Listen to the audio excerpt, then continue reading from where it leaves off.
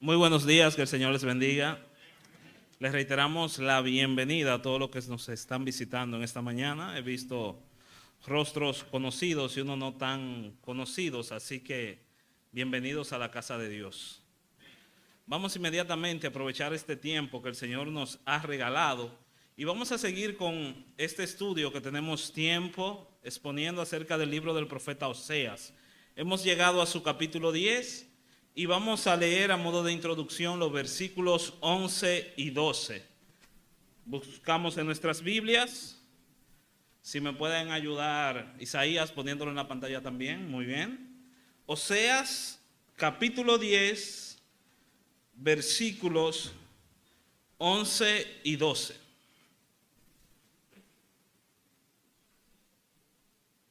Vamos a mantener nuestra Biblia abierta ahí, lo que tienen Biblia, ya que vamos quizás a ver algunos versículos de este libro de Oseas.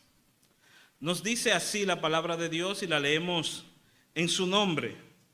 Oseas 10, 11.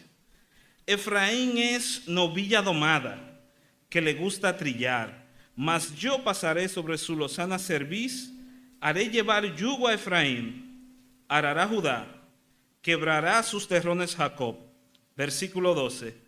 Sembrad para vosotros en justicia, segad para vosotros en misericordia, haced para vosotros barbecho, porque es tiempo de buscar a Jehová, hasta que venga y os enseñe justicia.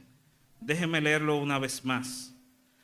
Sembrad para vosotros en justicia, segad para vosotros en misericordia, haced para vosotros barbecho, porque es tiempo de buscar al Señor hasta que Él venga y nos enseñe justicia. Oramos brevemente.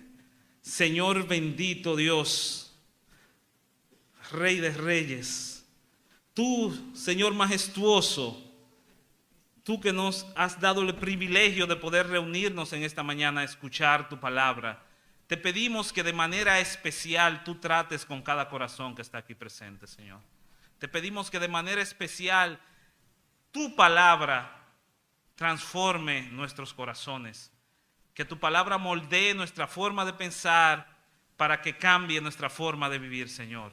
Te pedimos la asistencia de tu Santo Espíritu en esta mañana, de manera que la palabra de Dios florezca y dé frutos en nuestros corazones.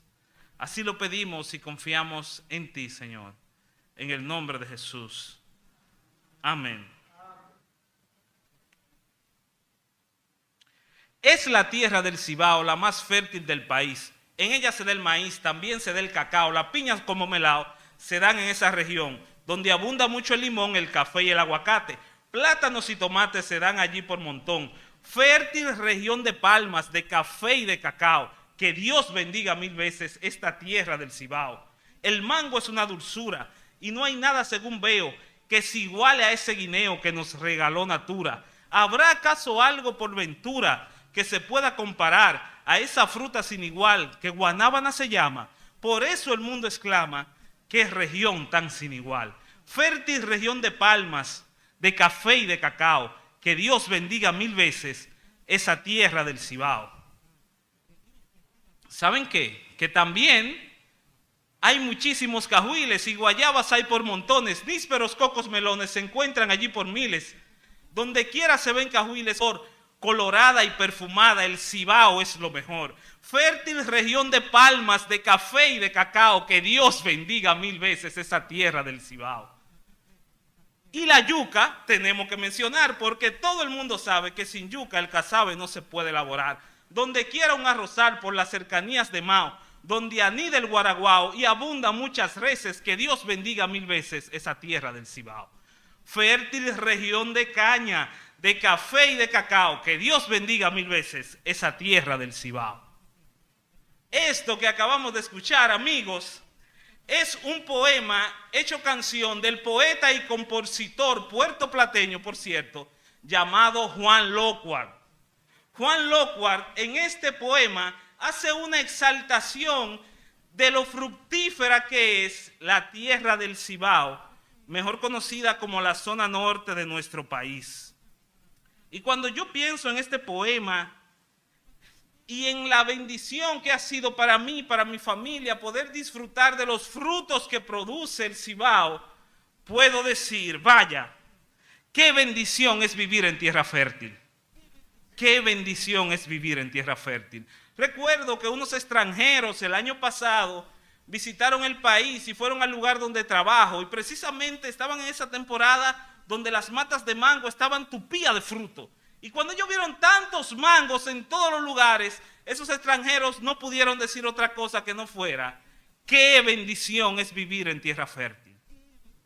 Pero en el ámbito espiritual, en el sentido de nuestra vida como cristianos o como individuos, pasa algo muy similar. Cuando tomamos la parábola de Jesús, cuando habló del sembrador, allí Jesús hizo una comparación donde nuestro corazón era como un terreno y la palabra de Dios una semilla. Entonces, dependiendo dónde caiga esa semilla, la palabra de Dios iba a dar frutos. Es decir, dependiendo de la fertilidad del terreno, esa palabra sí va a ser fructífera. Viéndolo así, viendo que vivir una vida espiritualmente fértil es vivir acorde a la palabra de Dios, viendo que vivir una vida espiritualmente fértil es hacer lo que Dios manda, es vivir según Dios, es que la palabra de Dios moldee nuestra forma de comportarnos, nuestra forma de hablar, nuestra forma de trabajar, nuestra forma de criar hijos, nuestra forma de ser esposos y esposas. Viéndolo así, si eso es ser espiritualmente fértil, también podremos decir qué bendición sería que todos nosotros pudiéramos vivir una vida espiritualmente fértil. Juan Lockhart exaltó la variedad de los frutos que se dan en el Cibao. Pero el apóstol Pablo, inspirado por el Espíritu Santo, allí en Gálatas 5, él asimismo, como con ese espíritu poético de Juan Lockhart, nos recuerda cuál es el fruto del Espíritu, siendo este amor, gozo, paz, paciencia, benignidad, bondad, fe, mansedumbre, templanza y alguno más por si se me quedó alguno.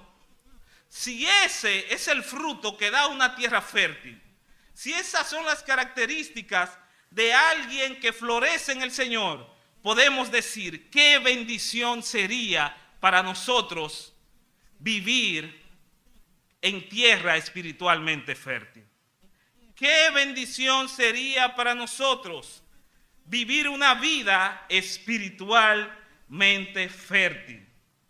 Teóricamente, yo sé que muchos de los que están acá saben que Cristo murió en una cruz, nos redimió, nos compró para que vivamos según Él y para que diéramos mucho fruto. Teóricamente, yo sé que muchos de los que están aquí saben que hemos sido rescatados por Cristo para ser un cibao espiritual en medio de un mundo estéril. Para eso hemos sido llamados, para ser un cibao espiritual en medio de un mundo en decadencia, para dar mucho fruto. Pero no todos gozamos de la bendición de ser espiritualmente fértiles. Si somos sinceros con nosotros mismos, no todos gozamos de la bendición de vivir una vida espiritualmente fértil. Todos tenemos temporadas de sequía espiritual. Unos las tienen más largas que otros, pero ciertamente de vez en cuando nos sentimos estériles en la presencia de Dios. ¿Qué hacer cuando me siento espiritualmente seco? Cuando estoy lleno de dudas, cuando siento que la oración mía no tiene sentido y no pasa del techo, cuando siento que cuando me dirijo a Dios estoy hablando con un ser imaginario, cuando siento que no avanzo en mi vida para ningún lado, cuando me siento estancado espiritualmente, cuando siento que Dios está lejos, cuando me siento estéril en el alma, ¿qué hago? ¿Cómo lidio con la infertilidad espiritual? ¿Qué hago cuando no estoy dando ningún fruto para mi Señor? Precisamente, este es el tema que el profeta Oseas está tratando en esos versículos que leímos. Precisamente, la pregunta que Oseas quiere contestarnos en esta mañana es: cómo aprender a lidiar con la infertilidad espiritual. El pueblo de Israel del norte es un pueblo que se desarrolló en la antigüedad hace miles de años, y este pueblo decía, entre comillas, servir a Dios, pero servían a sus propios dioses creados. Este pueblo decía ser buena tierra, que daba fruto para el Señor solo en apariencia, pero en su corazón eran espiritualmente infértiles. Y la pregunta al amado televidente que vamos a intentar contestar en esta mañana es: ¿qué yo necesito entonces para vivir una vida espiritualmente fértil? ¿Qué necesitaba el pueblo de Israel en ese entonces para vivir una vida espiritualmente fértil, para dar fruto espiritual? Bueno, en esos dos versículos que leímos, si extraemos los verbos principales, nos vamos a dar cuenta que Oseas quiere que ejecutemos 4 acciones que nos van a ayudar a ser espiritualmente fértiles, es decir, a dar fruto espiritual para el Señor. Y esas 4 acciones, si usted se da cuenta, en el versículo 11, la primera acción es arar. Luego, en el versículo 12, él manda al pueblo a sembrar, a cosechar y a quebrar el barbecho. De ahí vamos a extraer estas 4 acciones, estos 4 verbos que yo quiero que usted se lo lleve para su casa. ¿Qué necesito para ser espiritualmente fértil y dar mucho fruto? Si usted quiere, repítalo conmigo. Necesito, en primer lugar, arar, luego sembrar, luego cosechar y después quebrar. Arar, sembrar, cosechar y quebrar. Arar, sembrar, cosechar y quebrar. Y se lo voy a repetir aunque parezca un disco rayado, porque esta es la esencia y el corazón de estos versículos. Volvemos a la pregunta principal. ¿Qué necesito yo? ¿Qué necesitas tú para vivir una vida espiritualmente fértil para el Señor? En primer lugar, ¿qué necesito? Estos estudiantes están flojos, pero vamos a seguir. ¿Qué necesito? Arar. Arar, sembrar, cosechar y quebrar. En primer lugar, fíjese en el versículo 11, ¿cómo dice? Efraín, para referirse al pueblo de Israel del norte, dice que es una domilla domada, es una vaquita doméstica que le gusta trillar. ¿Y qué es trillar? Trillar era una actividad agrícola que se hacía, que luego de la cosecha tomaban el grano, lo ponían en un lugar más alto, y entonces esta vaquita doméstica empezaba a caminar encima del grano para separar el grano de la cáscara. Y lo más bueno del caso era que la misma Biblia decía que al buey que trilla no le vas a poner bozal. Es decir, que el que trillaba podía comer del fruto ahí mismo. Este era un trabajo fácil para el animal, un trabajo fácil de llevar. Pero le dice el Señor más hacia adelante: pero yo voy a tomar su lozana cerviz, es decir, su delicado cuello, y yo voy a poner un yugo, que era una herramienta para cargar un arado pesado. Es más, yo le voy a decir el versículo ese en cibaeño para que usted lo entienda. ¿Usted sabe qué es lo que quiere decir? El Señor le está diciendo al pueblo de Israel, es que a ustedes les gusta coger los mangos bajitos, a ustedes les gusta lo fácil. En cambio ahora, como ustedes simplemente quieren disfrutar de la bondad de Dios y no quieren obedecerme, ahora van a tener que fajarse a trabajar la tierra. Y por eso viene el llamado de que dice que Efraín va a cargar un yugo, que esto es un sinónimo de arar la tierra. Y Judá, que es la otra parte del pueblo, arará la tierra. Y tanto Judá como Efraín, que son Israel norte y Israel sur, van a quebrar sus terrones. Esto es sinónimo de trabajar la tierra. Entonces, ¿qué es lo que quiere el Señor que el pueblo haga a partir de ahora? Que are la tierra. ¿Y qué es lo que el Señor quiere que nosotros hagamos a partir de ahora? Que haremos la tierra. Y usted dirá, pero varón, yo no sé ni pelar ni un plátano. ¿Y cómo que yo voy a arar la tierra? Esto es en sentido figurado, mi hermano. Cuando yo hablo de arar, ¿a qué me refiero? Cuando yo hablo de arar en este contexto, me refiero a que haremos nuestros corazones, a que labremos nuestros corazones. Necesitamos trabajar en el terreno de nuestros corazones. es que Oseas en su profecía hace hincapié en que el problema del pueblo de Israel y el problema de nosotros es el corazón. Déjenme leerle algunos versículos para que ustedes no crean que esto es un invento. Dice Oseas 7:2 que el pueblo no consideraba en su corazón que el Señor tenía memoria de toda su maldad. Oseas 10:2 dice, precisamente en el capítulo que estamos leyendo, que el corazón de ellos estaba dividido.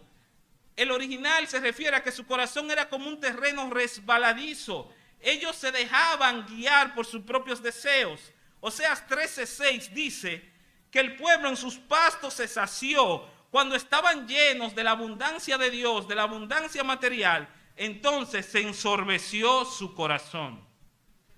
El problema del pueblo de Israel y el problema de nosotros es el corazón. Pero cuando hablamos de corazón, ¿de qué usted cree que yo le estoy hablando? Del órgano que está en mi pecho, que hace pum pum. No. Para los hebreos que escribieron la Biblia, el corazón era el centro de todas las cosas. Incluía el alma, los sentimientos, la voluntad, los pensamientos, los deseos, las intenciones. Incluía todo el ser interior del hombre. El corazón incluye todo lo que no se ve de usted, pero que está ahí adentro. Lo que está ahí adentro, lo que no se ve. Y usted dirá, ajá, ¿y qué tiene esto que ver con arar, Leandro? ¿Qué tiene que ver con arar? Bueno, cuando tú aras la tierra, precisamente eso es lo que tú haces.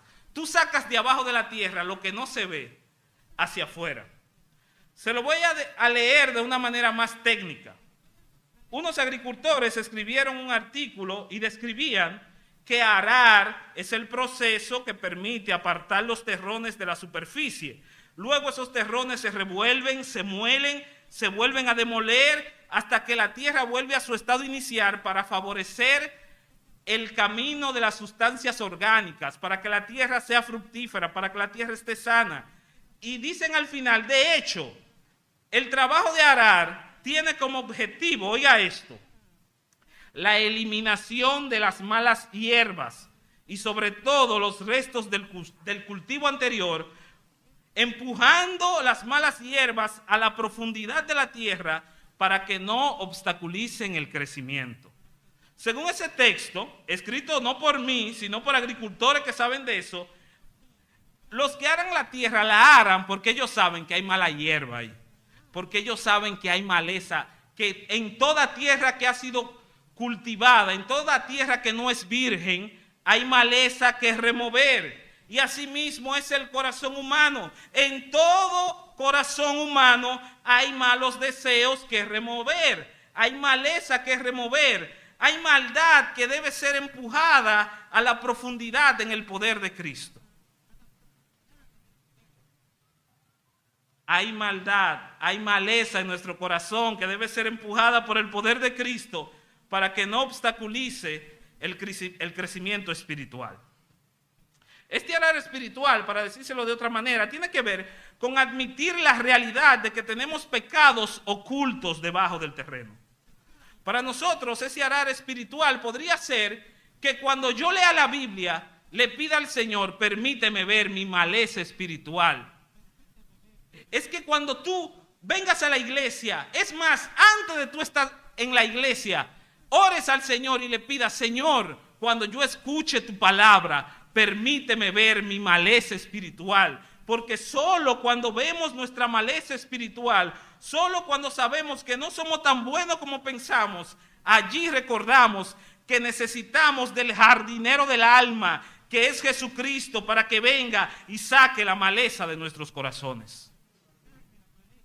El problemón del pueblo de Israel es que ellos creían que eran buenos, que ellos eran tierra buena, siendo sus corazones áridos, infértiles y siendo ellos idólatras.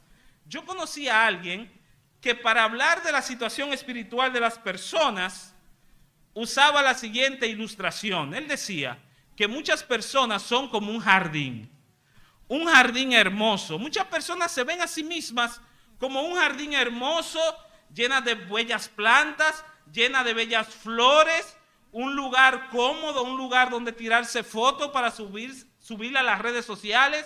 Muchos piensan que son un jardín bello, hermoso, digno de admirar. Pero este pastor me decía, ¿qué pasa si tú a ese jardín, o en ese jardín empiezas a levantar las piedras. ¿Qué pasa si tú empiezas a levantar todas las piedras del suelo húmedo? ¿Qué vas a encontrar debajo de las piedras de ese jardín? Es probable que encuentres todo tipo de insectos, que encuentres lombrices, que encuentres un ciempié, una babosa, lodo, moho, cosas que nadie quiere ver. Hermano, ¿qué sucede si empezamos a trabajar en nuestros corazones y Jesús empieza a remover las piedras? ¿Qué hay debajo? Hermano, ¿cuántos pecados tú tienes ocultos debajo de una piedra? Y aún así tú sigues pensando que tú eres el mejor, porque vas a una iglesia que tú crees que es bíblica, porque tú no te viste como fulano, porque tú no dices la cosa que hace fulano, porque tú no haces la cosa que hace mengano, y tú te crees que eres un jardín digno de admirar. Pero si Jesucristo viniera hoy a juzgar todas tus obras, todos tus pensamientos y todo lo que hay en tu corazón, dime la verdad. Dime que si Cristo tuviera cara a cara contigo, que conoce lo que hay en tu interior, dime si de verdad Él no va a encontrar nada por qué juzgarte. Todos tenemos maleza en el corazón. Eso es arar la tierra. Reconocer que hay maldad. ¿Y por qué el profeta Oseas quiere que el pueblo are sus corazones? Porque él quiere que ellos vean su maldad, que ellos sean conscientes, porque entonces cuando eres consciente de tu pecaminosidad, entonces serás consciente de que necesitas un salvador, de que te salve de ese pecado. Hermano, aún tú tomaste la decisión por Cristo un día para vivir la vida cristiana, tú necesitas de Cristo cada día de tu vida. Cada segundo, cada momento necesitamos más de Cristo y menos de nosotros. Arar la tierra tiene que ver con dejar de vivir para nuestros propios deseos egoístas, con ver la realidad de la dureza de nuestro corazón. Y una vez rastrillamos la tierra, vemos el pecado que está debajo de las piedras y vemos nuestra maldad. Entonces necesitamos recurrir a Cristo. Y ahora que el terreno está preparado para que Cristo more en todas las esferas de nuestra vida, ¿cuál es el segundo paso? ¿Cuál es el segundo paso? Sembrar, mis buenos estudiantes. Sembrar. Ahora, ¿sembrar qué? ¿Sembrar qué? China, lechosa, melón, piña, banana. ¿Sembrar qué? No, nada de eso. Dice el versículo, miren cómo dice el versículo. Versículo 12. Sembrad para vosotros en justicia. Sembrad para vosotros en justicia. Me llama mucho la atención que el profeta no quiere que tú te enfoques en un fruto en específico o en algo en específico. Él quiere que tú te enfoques en la manera de cómo debes sembrar. Ese sembrar para vosotros en justicia bien pudiera traducirse como sembrar conforme a la justicia de Dios. La justicia en el Antiguo Testamento y en toda la Biblia, vamos a decir que es una fruta que tiene muchos sabores. Por eso, como hay muchas maneras de ver la justicia, yo quiero enfocarme en la forma de justicia que presenta Oseas en este versículo. Esa palabra justicia que tenemos allí, me excusan si alguien sabe hebreo aquí, sé que lo voy a pronunciar mal. Esa palabra que encontramos aquí pudiera pronunciarla un hebreo como Chedaká o Sedaká o Chadak o Shedek. Todas estas son variantes de la misma palabra justicia. ¿Y qué significa el término justicia en la Biblia? Se parece mucho al término que usamos en español. Viene de la raíz de una palabra que significa derecho. Algo que está en la línea. Algo que está donde debe estar. Incluso la idea de que cuando algo está en la línea, algo está en los límites que está, eso es algo que se le pudiera llamar justificado. Me explico, un pastor hablando de esto decía lo siguiente. No sé si algunos de ustedes han vivido la experiencia de digitar un texto en la computadora. Cuando tú digitas un texto en la computadora, hay 4 maneras en cómo ese documento te puede salir. Tú puedes orientar todas las letras a la derecha. Tú le das un botón y todas las letras cogen a la derecha. Tú puedes orientar las letras a la izquierda, tú le das un botón y todas cogen a la izquierda. Tú puedes orientar las letras en el centro, le das un botón y todas se ponen en el centro. Ahora, hay una manera de escribir que es la que se suele usar en los documentos formales, que se llama justificada. Justificar el texto, dicen los maestros, justifícame el texto. ¿Y qué significa justificar el texto? ¿Que las letras se van para el cielo? No, que las letras ocupan el espacio que deben ocupar, que se acoplan a los límites, a los márgenes del párrafo. Entonces, la justicia de Dios tiene que ver con esto cuando nos ajustamos a los parámetros, al cuadro de la palabra de Dios. Hermano, quizá esto suene hasta un poco ofensivo para el dominicano, pero Dios le está mandando a decir a través de su palabra en esta mañana: póngase en su puesto. Póngase en su puesto. ¿Y cuál es el puesto que nosotros debemos ocupar? El puesto donde Dios nos ha puesto según su palabra. Mira cómo dice Deuteronomio 6:25. Y tendremos justicia, la misma palabra que usó Oseas en el original, y tendremos justicia cuando cuidemos de poner por obra todos los mandamientos delante de nuestro Señor, como Él nos ha mandado. Tú y yo vamos a tener justicia y vamos a vivir vida de gente justificada cuando obedezcamos la palabra de Dios. En la Biblia, lo contrario a justificado o a justicia no es injusticia, es justicia propia.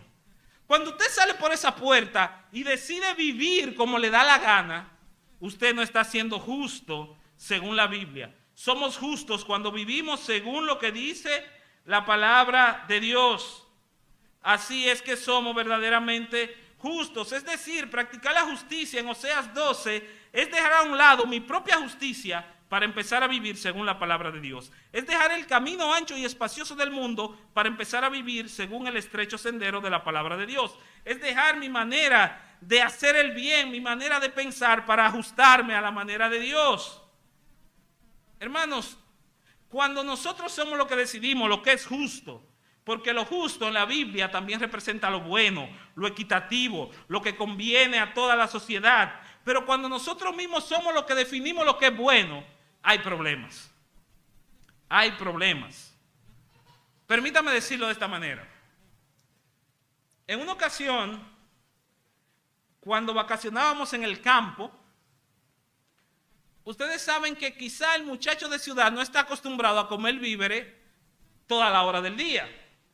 Entonces estábamos en el campo y al lado había un pequeño conuquito de plátanos, y ustedes se imaginan cuál era la dieta cuando estábamos con nuestros abuelos. Plátano por la mañana, plátano a las 12 y plátano en la noche. Entre nosotros había un niño como de 10 años que como a la semana de ese menú de plátano se levantó en medio de la enramada y exclamó de manera casi poética: plátano por la mañana, plátano por las 12, plátano por la noche. Dios mío, ¿por qué hiciste el plátano? Para ese niño, ese cunuco de plátano no era bueno. Para él, para su propia conciencia, según su propia justicia, una tierra sembrada de plátano no una tierra fructífera. ¿Por qué? Porque es lo que quiere conflé, porque es lo que quiere otra fruta, porque es lo que quiere un pan tostado. Pero para mí, que tengo 2 muchachos y una esposa, y con lo caro que se ponen los plátanos, para mí eso sería la bendición más grande de Dios, tener un conuco de plátano. Entonces eso es lo que pasa cuando la justicia la definimos según nuestros propios términos. Lo que debe definir cuando eres espiritualmente fructífero no es lo que tú quieras, no es lo que yo quiero, es lo que la palabra de Dios dice. Tu vida es fructífera cuando obedeces la palabra de Dios. Eso es sembrar conforme a la justicia. En tercer lugar, ¿qué necesito? Rapidito, que vamos terminando. Necesito cosechar. Aquí vemos la regla universal de la siembra y la cosecha. Lo que tú siembras, ¿eso qué? Entonces, ¿qué sucede? Cuando tú siembras en justicia, es decir, cuando tú vives según la palabra de Dios, tu vida va a empezar a reflejar el carácter de Dios. Y el carácter de Dios acá en el libro de Oseas es representado constantemente con su misericordia. Como dice la otra parte del versículo, si sembramos según la justicia, ¿cómo vamos a cosechar? Cosechar para vosotros en misericordia. Siembren en justicia y cosechen en misericordia. La palabra misericordia aquí ya la hemos tratado en otras ocasiones. Es la palabra Hesed en hebreo, que puede describirse como un compromiso por amar, un amor fiel. Si usted se da cuenta, usted recuerda los 3 primeros capítulos de Oseas. Para los amigos que nos visitan, en los 3 primeros capítulos de este libro de la Biblia, cuenta la historia que Dios mandó a un hombre, a un profeta de Dios, a casarse con una mujer adúltera. Dios mandó a un hombre serio a casarse con una mujer infiel, con una mujer de la calle. Y eso parece una locura. Pero precisamente esta es la ilustración que Oseas quiere enseñarnos. Es que Dios nos ama con locura. A pesar de que fallamos, a pesar de que pecamos, su misericordia es más grande. Y es tanta la locura de este amor que envió a su Hijo único a morir por ti, para salvarte. Cuando tú no lo mereces. Esa es la misericordia de Dios, amar con pasión. Entonces, cuando un terreno está lleno de frutos de amor, lleno de la bondad de Dios, lleno de la misericordia, de esa dinámica, vamos a decir que lleno de la misericordia de Dios, interactuando con Dios, pero al mismo tiempo interactuando con el prójimo.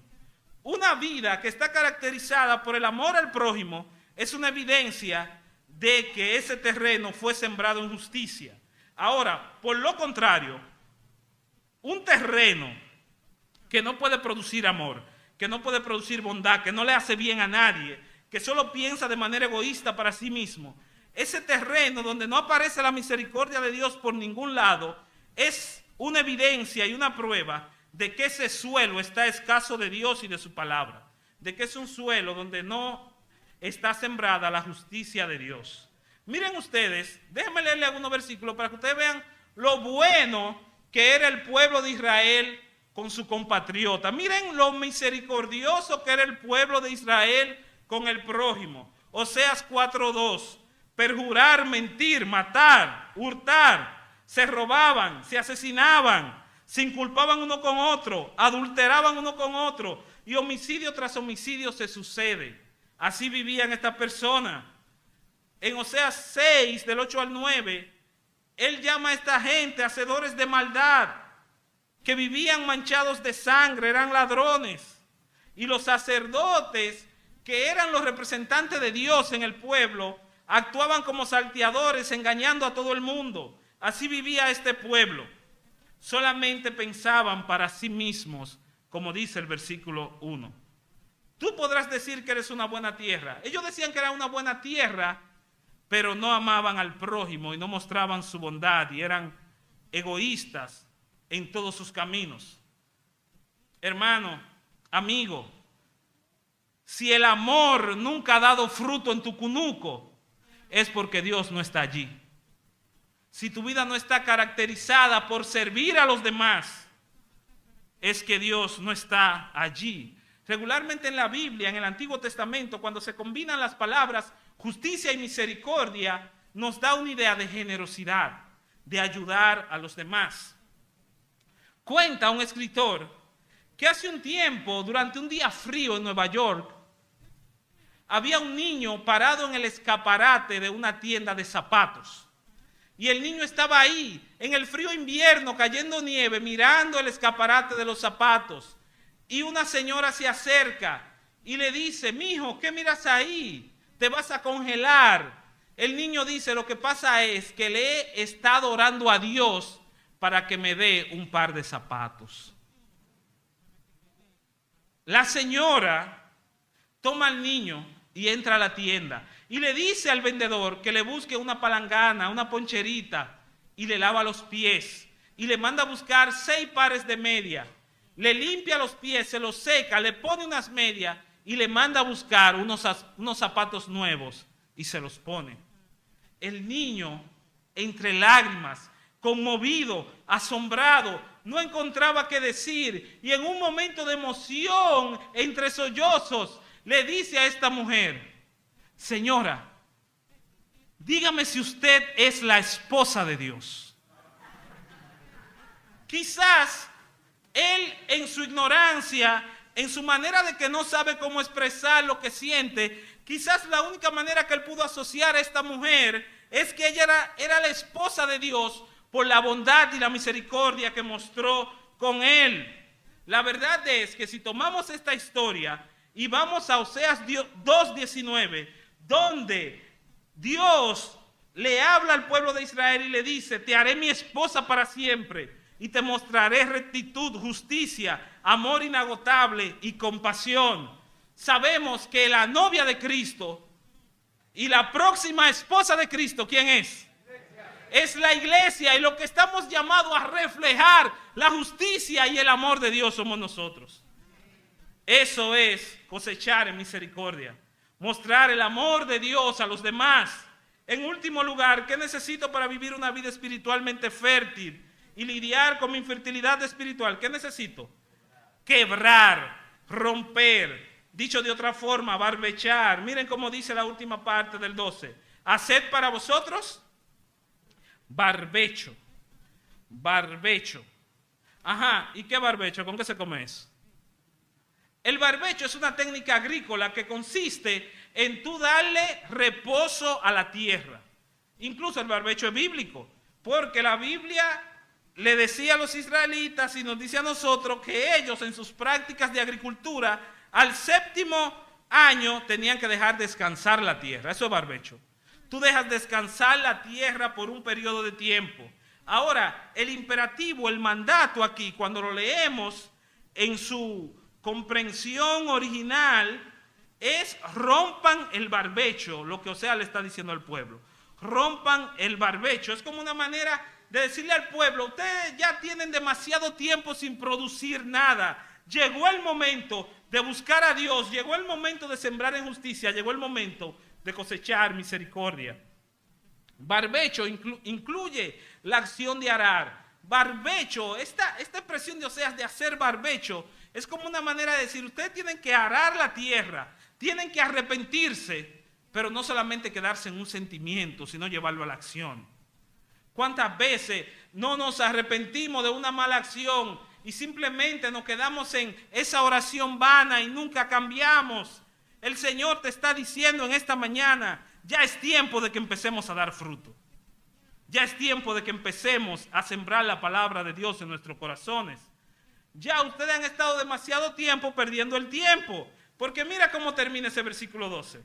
Porque es tiempo de buscar a Jehová, buscar a Dios hasta que venga y nos enseñe justicia. Hermanos, ya es tiempo de dejar de perder el tiempo. Amigo querido, es tiempo de dejar de perder el tiempo. Es tiempo de quebrar esa relación con nuestros ídolos. Es tiempo de que dejemos o impidamos, mejor dicho, de que el entretenimiento, de que las redes sociales, de que mi propio yo obstaculice mi crecimiento para el Señor. Es tiempo de que busquemos al gran sembrador, porque es tiempo de buscar al Señor. Es tiempo de buscar a Cristo. Dios puede ser encontrado si lo buscamos. Eso es lo que enseña la Biblia. Y según la Biblia, el tiempo apropiado para buscar a Dios, ¿cuándo es? Es hoy, es ahora, ni un segundo más, ni un segundo menos. Y me encanta la manera en cómo lo traza Oseas. Él nos llama a que lo busquemos en arrepentimiento, hagamos barbecho, trabajemos nuestra tierra, seamos conscientes de nuestro pecado y pidamos perdón. Él nos manda a que lo busquemos mientras pueda ser hallado, porque es tiempo de buscar a Jehová. Y en tercer lugar, Él nos manda a buscar a Dios con expectativa de que Él viene y Él va a arreglar esto, de que Él viene y nos va a enseñar la verdadera justicia. Como dice el final, hasta que Él venga y nos enseñe justicia. Nosotros podemos practicar la justicia de una manera imperfecta, con nuestros corazones pecaminosos, pero habrá un día donde miraremos al Rey, que va a establecer su reino eterno y de justicia, y podremos vivir para Él y vivir en justicia. Esta gente de Israel servía a un tal dios Baal, que era el dios de la fertilidad, según ellos. Era el dios que mandaba la lluvia, según ellos.